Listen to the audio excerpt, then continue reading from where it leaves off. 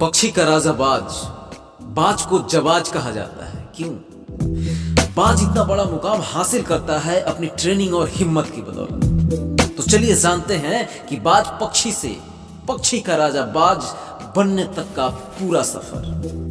बाज की ट्रेनिंग उसके बचपन से ही शुरू हो जाती है, जब मादा बाज अपने बच्चे को पंजे में दबोचकर हजारों फीट ऊपर उड़ जाता है, उसे यह एहसास कराने के लिए कि तुम्हारा जन्म आसमान का सीना चीरकर सबसे ऊपर उड़ने के लिए हुआ है, पक्षियों का राजा बनने के लिए हुआ है। जमीन से हजारों फीट ऊपर ले जाकर मादा बाज अपने बच्चों को छोड़ देती है। यहीं से शुरू होती है उसकी पहली ट्रेनिंग। वह बच्चा जमीन की तरफ नीचे तेजी से गिरने लगता है।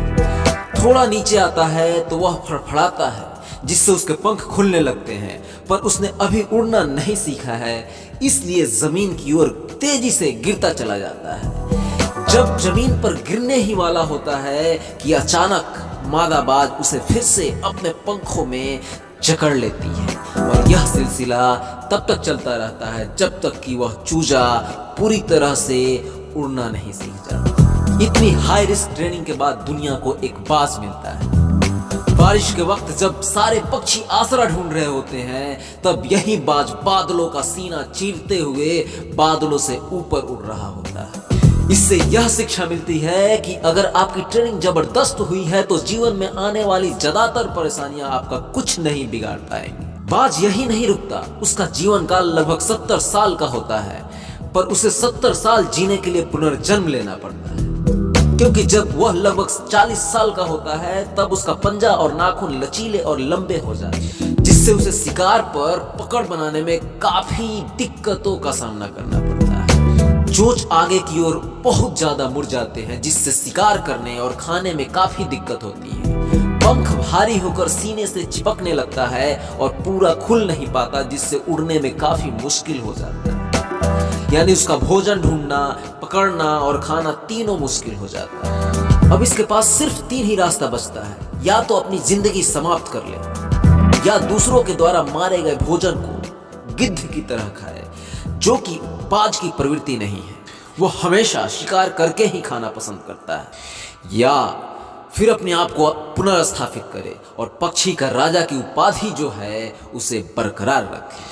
जहाँ पहला 2 रास्ता सरल और आसान है, वही तीसरा रास्ता बेहद ही मुश्किल है। और बाज तीसरा रास्ता चुनता है अपने आप को पुनर्स्थापित करने का, जो अत्यंत पीड़ादायी और लंबा है। इसके लिए वह किसी ऊंचे पहाड़ पर जाता है और एकांत में घोंसला बनाता है, और तब शुरू होती है उसके पुनर्जन्म की पूरी प्रक्रिया। सबसे पहले वह अपनी चोंच को चट्टान पर मार मार कर तोड़ देता है और इंतजार करता है फिर से चोंच के उगने की, और इसी तरह से अपने पैरों के नाखूनों को भी वह खरोच देता है, तोड़ देता है, और इंतजार करता है नए नाखून उग आने, और इसी तरह से अपने पंखों को एक एक कर तोड़ देता है और फिर से नए पंख आने का इंतजार करता है। इस प्रक्रिया में लगभग 5 महीने लग जाते हैं, पर इस 150 दिन की पीड़ा और इंतजार के बाद उसे एक नई जिंदगी मिलती है, और फिर वह अगले 30 साल तक उसी जब्बाजी के साथ पक्षी का राजा बनकर जीता है, उसी ऊर्जा, सम्मान और गरिमा के साथ। हमारा और बाज का जीवन काल अवधि लगभग एक सा ही है।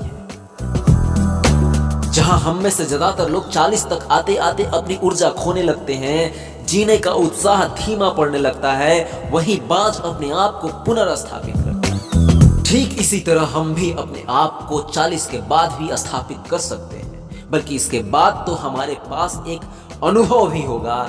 इसलिए हम ज्यादातर सक्रियता के साथ अपने आप को जीवन की बुलंदियों पर लेकर जा सकते हैं। सब्सक्राइब